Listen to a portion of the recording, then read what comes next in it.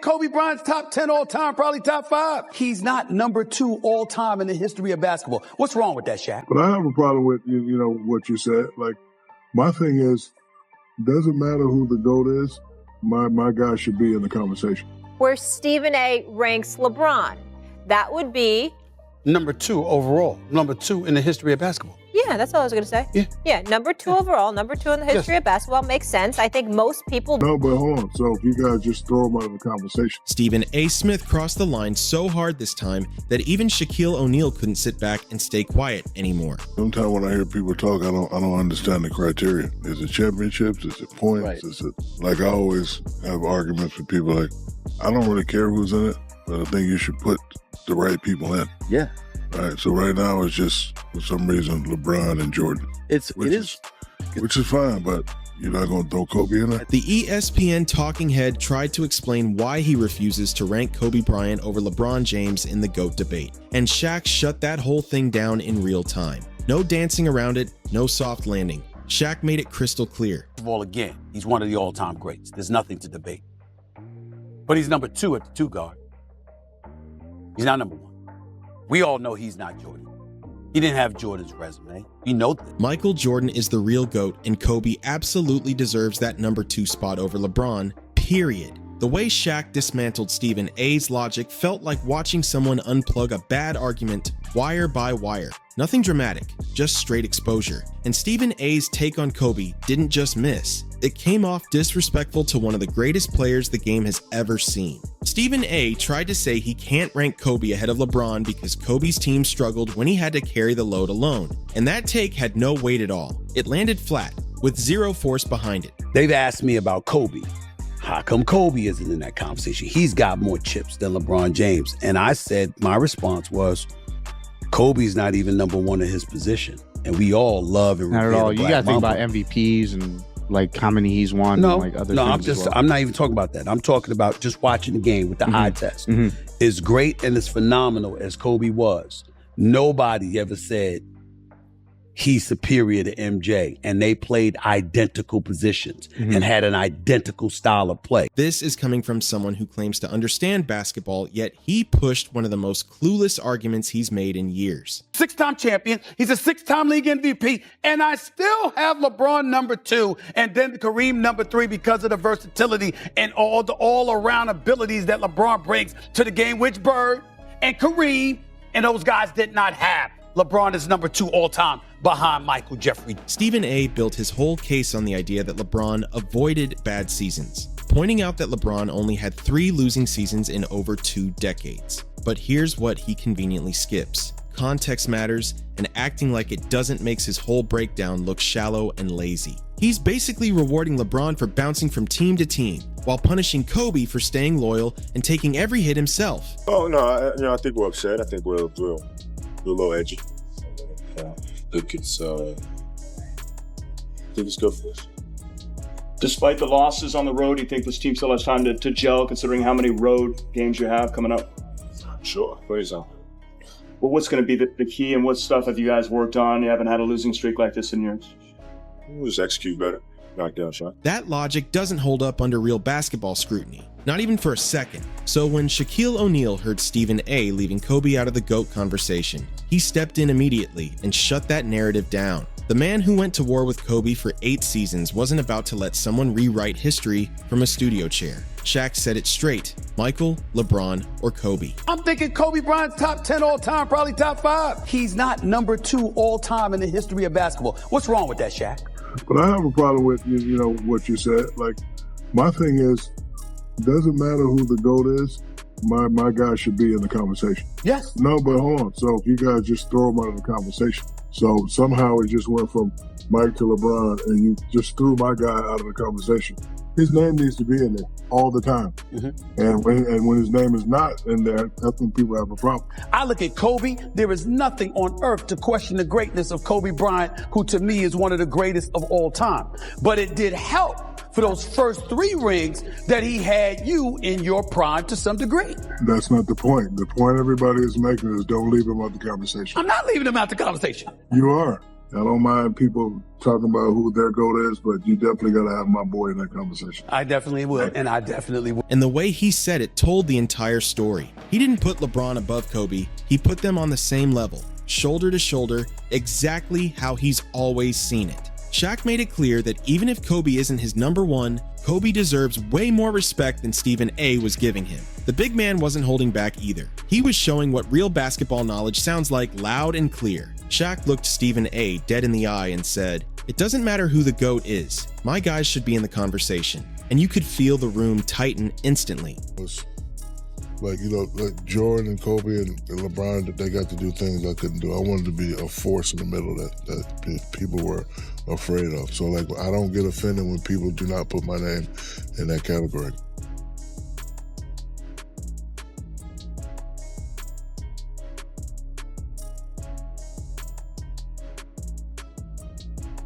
The energy shifted the second those words landed. This wasn't a friendly teammate cosign. This was someone who lived Kobe's greatness correcting someone who only watched it from behind a desk. Shaq spoke from real battles, brutal practices, locker room tension, playoff wars, and championship nights with Kobe Bryant. He's always said Michael Jordan is the GOAT. No debate there. It's always, like, for me, it's always Dr. J and Michael Jordan, you know, matching those guys. I might get flamed for this, but dude, I'm from Cleveland.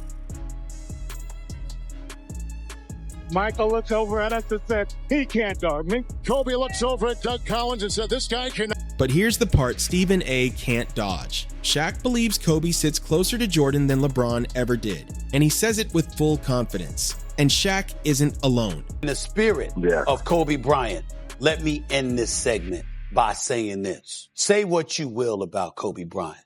That brother put in the work. And it was never an option for him to miss games or to not represent basketball the way that he did.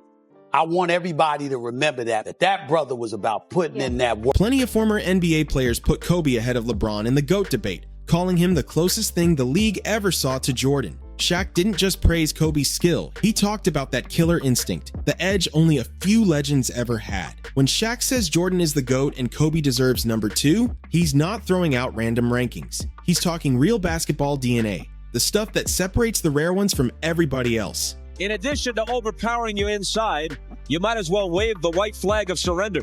Bryant lays it off to The dribble penetration and the quickness of Kobe Bryant is really causing problems for the Pacer perimeter guys. When he gets in there, the back line steps up. They want to be 41 and 41. They don't want to be 40 and 42. Here's Bryant for 47. Missed that. Rebound by Jeff Withey. Stephen A's team success argument collapses the moment you apply real logic to it. He applauds LeBron for dodging tough seasons, but ignores that LeBron always picked ideal situations. Kobe stayed with one franchise through rebuilds, injuries, and front office chaos. Meanwhile, LeBron moved on the moment things got uncomfortable. We're from Philadelphia. I find it unbelievable that the fans are booing you here. Is that hurting feelings? Yeah, my feelings are hurting, man. I mean, I'm just out there trying to play and have a good time, and yeah, my feelings are hurt being from Philadelphia. Was the 2002 MVP Kobe Bryant.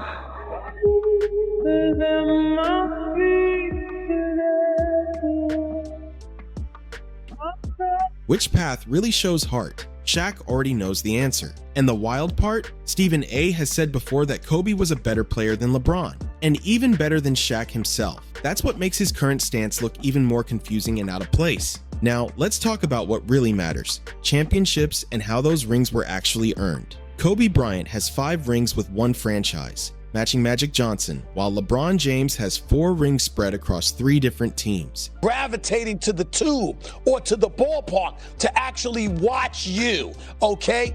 I don't think it helps that the number one face is a dude that needs an interpreter so you can understand what the hell he's saying in this country. Never had that. So my legs feel fresh and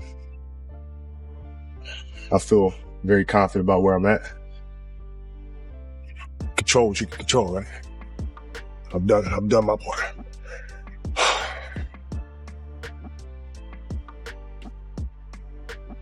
I had to play through a season where there was much more on the line than whether or not I can come back from Achilles injury. LeBron's the best thing to ever happen to the format of debate television because he was so interesting The entire way, he led us to asking so many questions about the time we were in, the times that he just left, the people that had crossed his path, all of these things, right? He became so interesting. And then 2010 changed everything. Game 5 and Game 6 in 2010, where it looked like he was flat out mailing it in. Then with 2011, where he flat out ran out of gas. That 4-year run where he was in Miami, every game was a referendum. The best argument for him being the greatest of all time is even Michael Jordan, no one had withstood as much scrutiny, and the level of scrutiny that Jordan withstood made him retire after winning those first 3. LeBron went to 8 in a row. Shaq understands the difference clearly. Kobe's titles came from loyalty, sacrifice, and a full decade of non-stop elite pressure, not shortcut math. Trying to dismiss Kobe's rough years makes zero sense. Every great player struggles when the roster around them is weak. The real difference?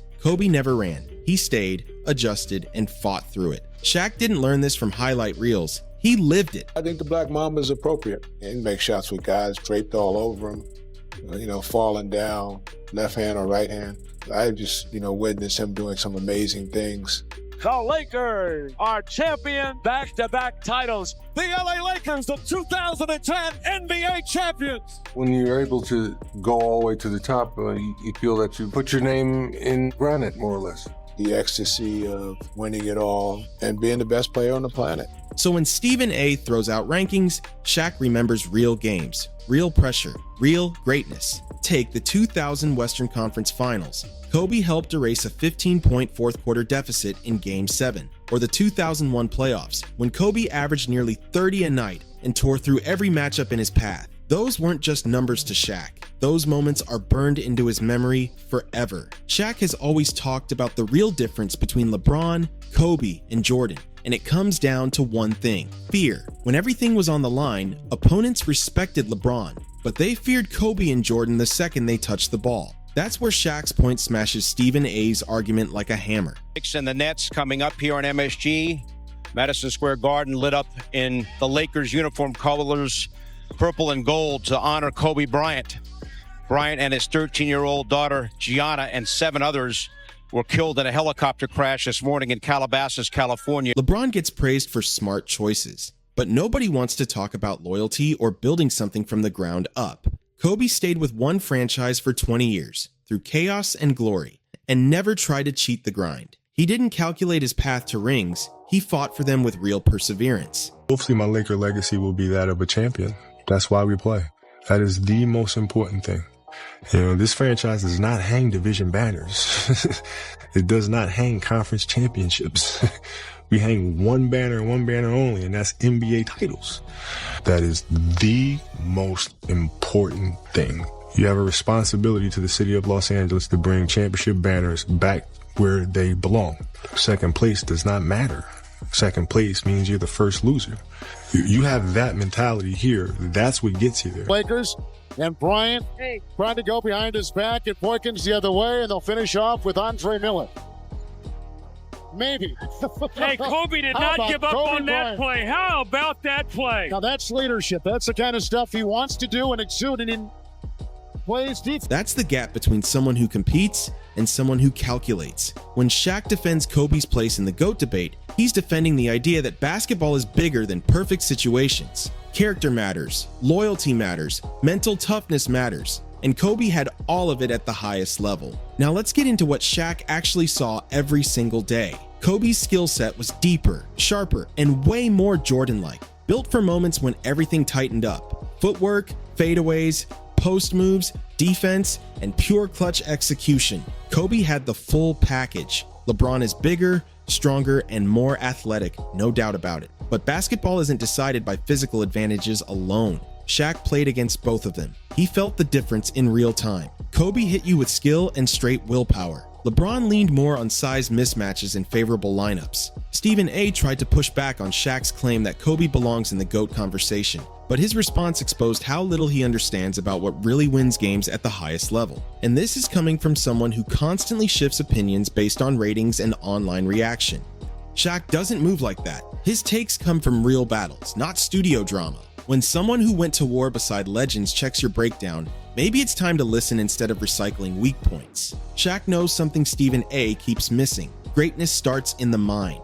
Kobe's mentality was built different from LeBron's, and their approach to pressure, competition, and legacy wasn't even in the same universe. Kobe studied opponents like it was a full-time job, sharpened his game with laser focus, and treated every single possession like it could define his entire career. That's Jordan-level mentality in a different body, and Shaq saw it up close every single day. LeBron is great, no doubt about that, but he never showed that same obsessive drive for perfection. LeBron put more energy into protecting his image and shaping his legacy than living inside that raw basketball grind. And that's exactly why Shaq's defense of Kobe hit so hard. It came from someone who lived at the top, not someone throwing takes from a studio chair. Derek Fisher, Robert Horry, Rick Fox. Every teammate from those championship years knows exactly what Shaq means. When you've been in real battles with someone, you learn who they are when the pressure is crushing down. Stephen A can break down stats all day, but he's never felt a 7-possession run slam into his chest. He's never been on the floor when everything is on the line. He's never watched up close how preparation and mindset separate legends from regular stars. Players all over the world knew what Kobe represented. Europe, Asia, Africa, South America.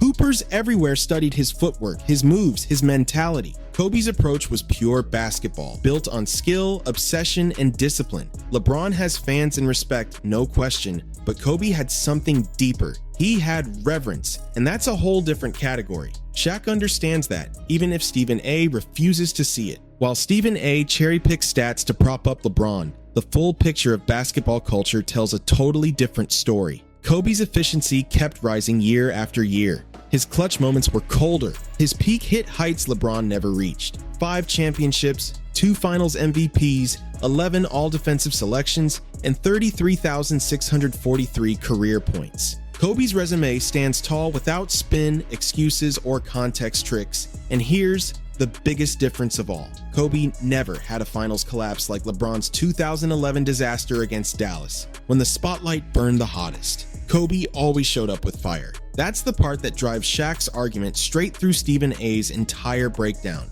Shaq feels Kobe gets disrespected in GOAT conversations, and the way he tore apart Stephen A's points showed why. He didn't just push back, he exposed every soft angle and cracked the logic wide open. This wasn't just a ranking debate. This was about respecting real greatness. When a Hall of Fame teammate tells you your analysis is off, that should mean something. But Stephen A's ego won't let him admit when he's been outclassed. And this whole argument shines a light on a bigger question. How do we actually judge greatness? Do we honor loyalty, long-term commitment, and building a legacy inside one franchise? Or do we reward calculated moves, stacked teams, and chasing the perfect setup? Shaq's stance is carved in stone. Michael Jordan is the GOAT because skill, mentality, and clutch power all meet at the highest level. Kobe Bryant earns that number 2 spot for the exact same reasons, just one step below. LeBron's greatness is real, no doubt, but it comes in a completely different form. And that's where the real question lives. Do we value that Jordan-Kobe style of greatness more, or do we crown LeBron's version instead? Shaquille O'Neal didn't just win this debate, he flattened Stephen A's entire angle while defending his former teammate's place in basketball history with full force. The truth is simple, and it doesn't need gymnastics. Jordan is the GOAT. Kobe deserves real respect at number 2, and LeBron, while all-time great, doesn't sit on that same level of basketball immortality. When someone who fought the battles, won the rings, and lived under that pressure tells you how greatness should be ranked, you listen. Stephen A tried to fire off another TV take, but Shaq showed him what real championship knowledge sounds like. The lesson was sharp, necessary, and fully earned. So let me know, did Shaq shut down Stephen A's whole argument, or do you think LeBron belongs at number 2? Drop your take in the comments. Make sure you like, subscribe, and share so you don't miss more debates where legends really break it down. Because when champions speak, analysts should stop and take notes.